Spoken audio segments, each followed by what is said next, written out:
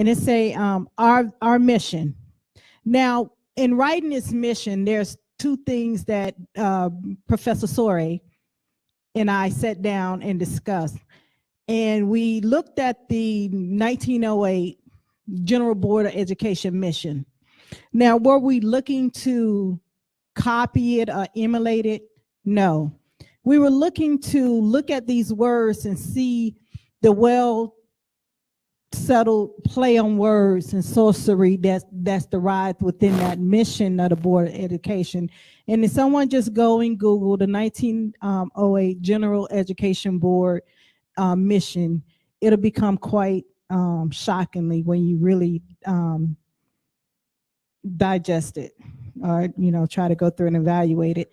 Now, what we did, we countered that sorcery in our mission and value in our vision. And it say our vision is to restore the nature of education. Education means to lead out.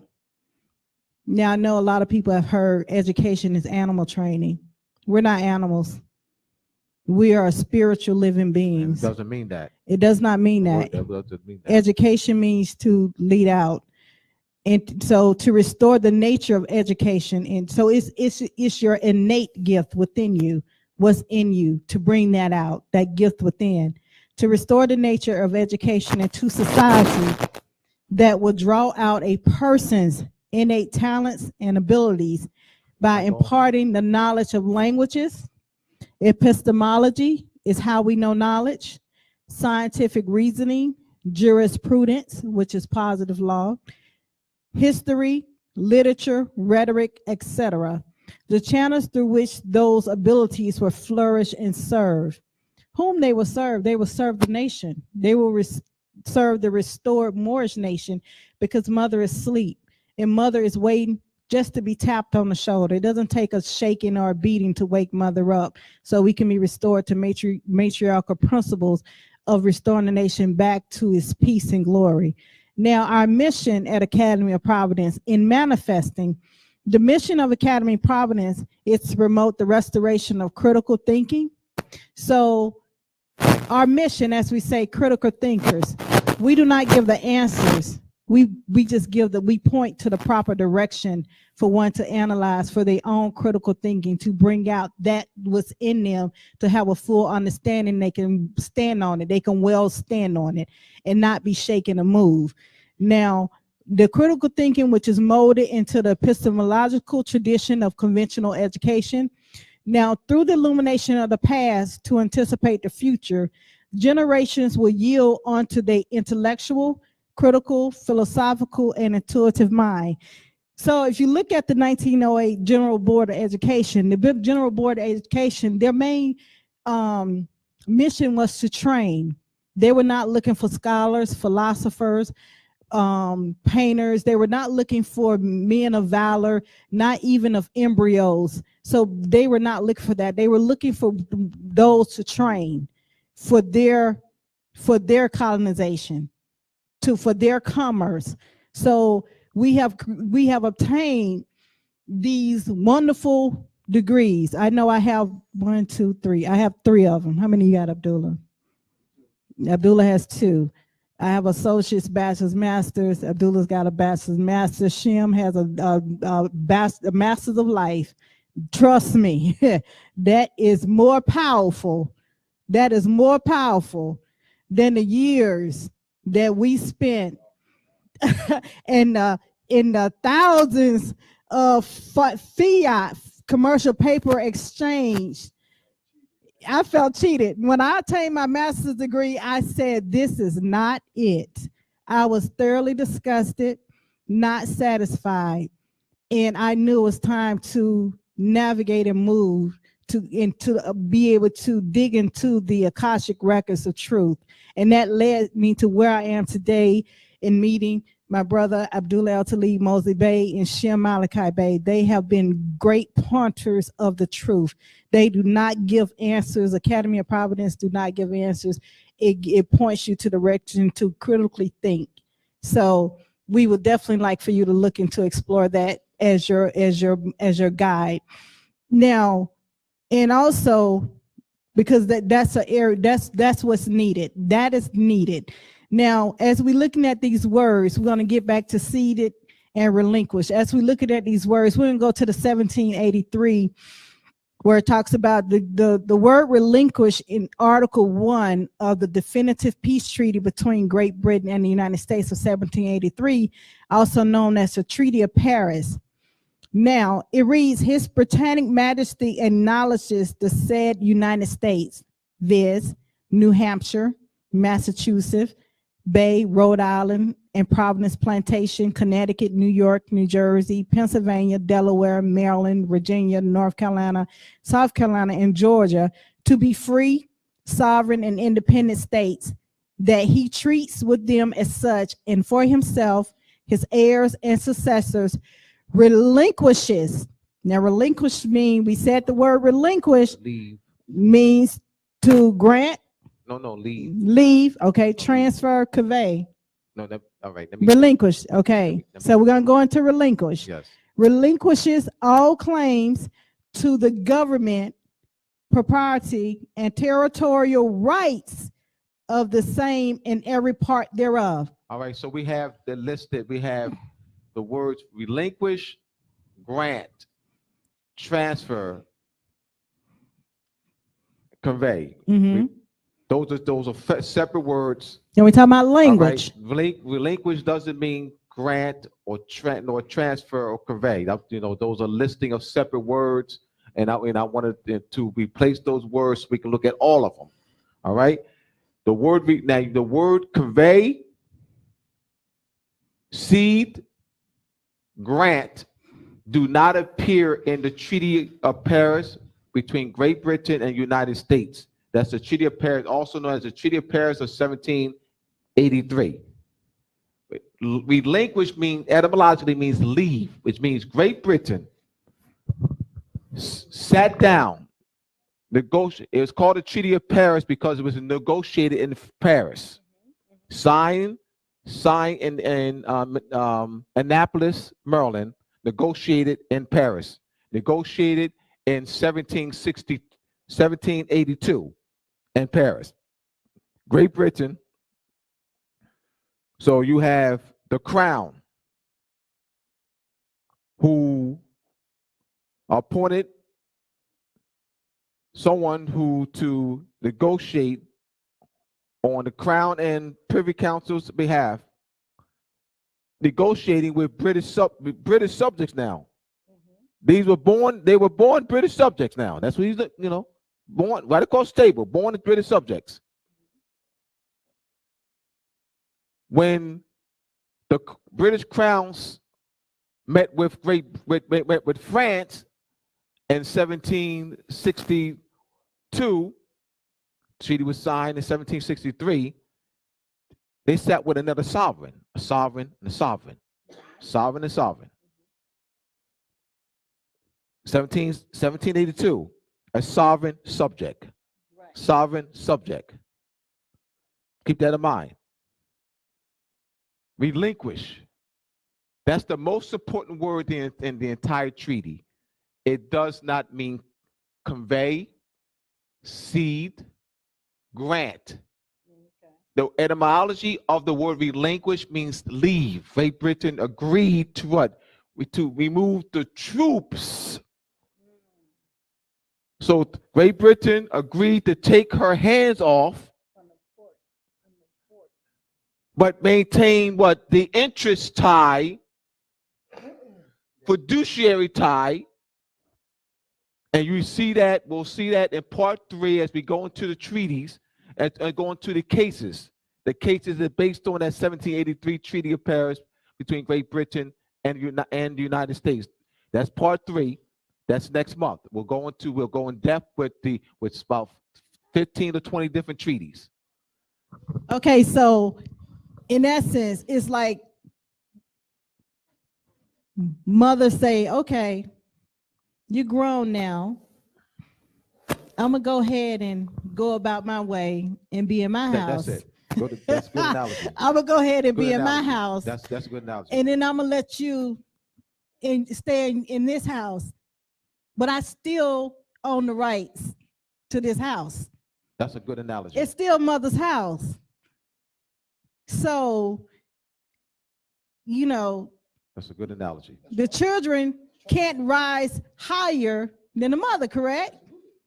Explain that. That's trust law. No, you just explain trust law. Right. The settler, if the settler does not convey to the trustee the power and rights over property, then the trustee cannot assert that right nor the fiduciary. Right. Even nor the beneficiaries. Right. Even in revocation, even during the revocable period, if it's not conveyed in the trust that upon death, that the rights, the legal title rights goes to the beneficiary, it remains right with the grantor, with the settler. That's right. Absolutely. That's right, because it was never conveyed to the trustee, a trust, or to the beneficiary. So that right that the settler had always will stay with the settler. That's right. Absolutely. Correct. So who's the brother? The crown. Yep. So we look at these moves. We're coming down to the end, and we're going to pause here. We're going to pause at this point because we're going to pick back up on part 3, checkmate the crown on the United States, because we have a breadth of information. Let's just give some context. Why is this information so vital and important today? Because this is yesterday's. These are yesterday's moves, right? We said Moroccan Post News deals with yesterday's events, right? These are events that happened yesterday. Yesterday's events for today's information and tomorrow's news, which means for generations to come. This is the news that our children should already know, correct? This is what they should already know. So let's analyze in context. When you have a chance to go back and rewind, we spoke of yesterday's events. How does this information affect right now today when we're talking about jurisdiction and fiduciary? All right, let me talk about my personal experience. For 25 years, I taught thousands of people misconcept, miseducation for 25 years. Thousands. I have to talk about this experience, because you're asking why is this important. We got to set the table right. I taught for 25 years thousands of people that we, the people of the United States, in the preamble, are the Moors. I taught for 25 years thousands of people that 35 Moors were at the United States Constitutional Convention in March 1787 to September 1787. I taught thousands of Moors for 25 years that the federal government of the United States, the settlers of the federal government of the United States, is the Moors. 25 years, thousands of people. I'm passionate about this, to get this right. To teach for 25 years, thousands of people, miseducation, misconcept. I am passionate about this. That was handed down to you. Handed down to me. For 25 years, thousands of people, I taught that Moors are part and parcel / part and partial of the United States. I taught for 25 years, thousands of people, that Moors are the founders of the United States. I taught for 25 years, thousands of people, that that United States is that the real name of this government, United States government, is the Moorish government. 25 years. That's why I'm passionate about this. I will find over 200 cases. I will find over 200 references, 400 references I have to. Day and night, Terrence can admit, day and night, I call Terrence 4, 6 o'clock in the morning. I am passionate about this. 25 years. If anyone has taught a misconcept, a miseducation for 25 years to thousands of people, you will be just as passionate as I am. All right, Shem, what say you? Yes, I was hearing Abdullah passion is amazing. Let me just say this, Shem, before you get started. You know, his passion is amazing. I'm just going to give a quick epilogue of my story. I remember meeting Brother Abdullah, what was it, January of 2018. And he said, well, when we first met, you know, he was like, well, you know, I have class starting, etymology class starting in PASEP up at Temple University, PASEP educational program. I was like, okay. So he showed me, went online and signed up. I went online and signed up. It was 35 notes. And the class was starting that Monday. I met him that Friday. Class was starting that Monday. He was like, come to my class. So when I got in his class, I really thought he was punking me, y'all. I mean, I was like, I'm like, what is this man talking about? I mean, here I have a master's degree. I should know this by now. I really thought he was playing a joke and punking me and trying to embarrass me in front of his class. So I was like ready to leave. And he was like, no, just give me an opportunity to really explain this to you. You know, and I said within myself, I remember crossing that stage and this man was handing me this degree. And I remember feeling so disenchanted and saying, this is not it. And I was like, Tamara, don't miss your opportunity to walk past what could be it, what could be the truth. And I resolved myself and sat down, and here we are today. So I know a lot of times it's hard to digest it when you first hear it. And sometimes you have what people may see, well, God, you know, his passion and just make him sound crazy or look crazy. But that's what the truth is. It looks crazy. It looks strange, right? It looks in the beginning. And then when you really see the well-settled plays and the pawns moving in the wrong direction, because there's an order to the chessboard, you know, how things should move. And when things are being moved out of place and moved in the wrong way, you should be able to check that. You should be able to check that at the door. And so that's what we're here now. We're showing how the game is being played on the board and how there's moves are being made and they're the wrong moves and things must be placed back in order. So that's what I just wanted to share with you. Shem, what would you want to share about your experience with just being able to share, be a light, be a lighthouse? I was awakening about the Moorish movement through Professor Abdullah Bey, I believe in 2005. What I was fascinated about Professor Abdullah Bey was the etymology. Because the first time in my life, I never knew that words could strip you of. Like you say, what you don't know won't hurt you. Abdullah Bey let me know that what you don't know will hurt you. And from there, I've been on an awakening spell. But like Professor Abdullah say, I was going by parody. You know, people that started, you know, just talking about what happened like 60, 70, 80 years ago. But there was never no proof, no evidence, works. There's never no word. I never explored researching it because I took for face value. See, when you just take for faith don't take something for faith. Research it and find out to get confidence and then trust it first. Mm-hmm. And then as time went on, I started being dealt with in different ways that, you know, other Moors wasn't dealt with. And the one thing kept me though sound was when Professor Abdullah taught the language. Now, even though I heard David Wayne Miller, but I'm talking about the way Professor Abdullah broke it down into an elementary form. Because I used to buy all his stuff. I used to buy a lot of his stuff. And I used to stay up at nighttime reading and looking at the word of suffix. And believe me, we've been beweak. We've been taken advantage of. We've been raped. But as time went on, I realized after the research, wait a minute. And I'm not going to say, but the so-called Moors that's supposed to be illuminating and enlightening people was wrong themselves.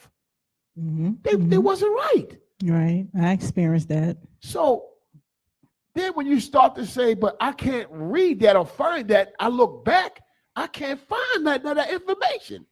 None of that history or writings or instruments. Now you're being disliked.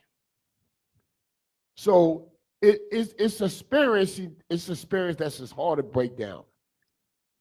But when you place in this position that Abdullah, Tamara, and me is placed in, you know, you're going to be disliked more than you loved. That's okay. You're going to be loved by the Moors that's coming out of the coma. You're going to be loved by them. You're going to be disliked by the ones that claim to be enlightened, illuminated. Them the ones that's going to have a hatred for you because they can't do the elementary thing that I can do, Professor Abdullah and Tamara can do, is say, you know, we just been following the wrong thing, saying the wrong thing, and misleading other people by our example, and it didn't get us nowhere. There's no salvation to remedy that. I rest my case. Well, thank you once again for tuning in to Moroccan Post News, our monthly digital news. Now, tune in. We will be back on March the 11th, 2022, this year. We'll be back on March 11th at 7:30 p.m. Eastern Standard Time. We'll continue our series of part 3 of Checkmate, the Crown on the United States. We'll get more into the 1783 Treaty of Paris and its excerpt into the Northwest Ordinance and its charter creation, how that area transcended and formed through the charter. So we're going to get into that, and then we're going to go into case studies. So you will be able to point you to some case studies in law to understand the territorial boundaries and markers, territorial, not land, you know, not territorial, I'm sorry, jurisdictional, not territorial, jurisdictional markers that are layered over the territorial markers. So in order to, one can be able to see how to properly navigate through this, you know, through this one of what we have going on in this society. Like I said, Sunday, stay tuned on our Facebook page. We will be posting on our Facebook and YouTube page on Sunday at 3:00 p.m. State of the Nationals will be featured on Crom TV. We are very excited about this joint venture with Crom TV to be able to tap into a vast market of people who are seeking knowledge and understanding.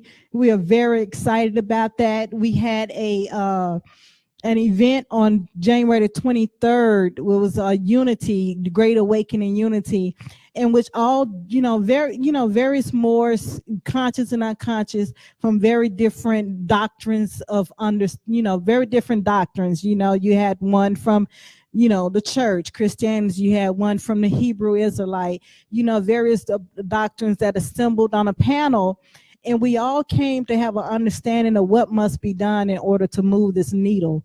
There's been a movement, but not a moving. There's a difference.